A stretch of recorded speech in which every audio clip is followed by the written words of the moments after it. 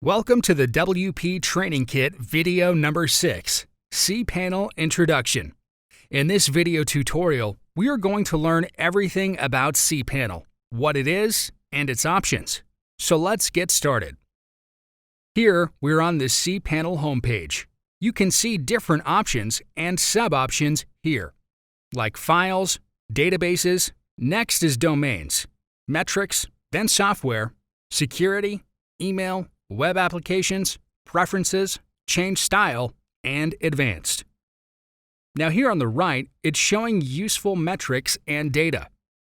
There are statistics. Inside this, you can see MySQL databases, your physical memory usage, number of processes, add-on domains, and pretty much everything.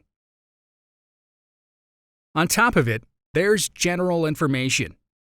Inside there is theme. You can select your theme from here.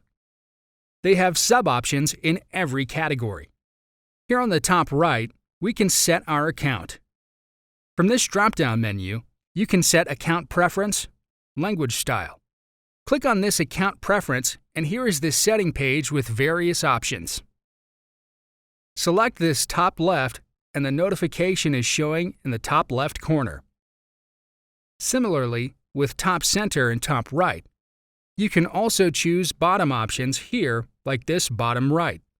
You can change out more settings from here, or you can log out. Let's go back to the home page.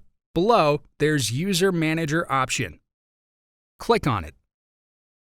You'll see all the users here, with email account, FTP, and web disk info. You can add a new user from this button. We're going back to the home page. Here you'll see sub-option, File Manager. Open it up. Here we can see all the directories. Open up this public HTML. Inside it, we can see all our files and folders. Click on this up one level button to take a step back. Again, on the home page. And that's pretty much everything about Cpanel. Thank you for watching. In the next video, we're going to learn about how to create an email account using Cpanel. See you in the next video tutorial.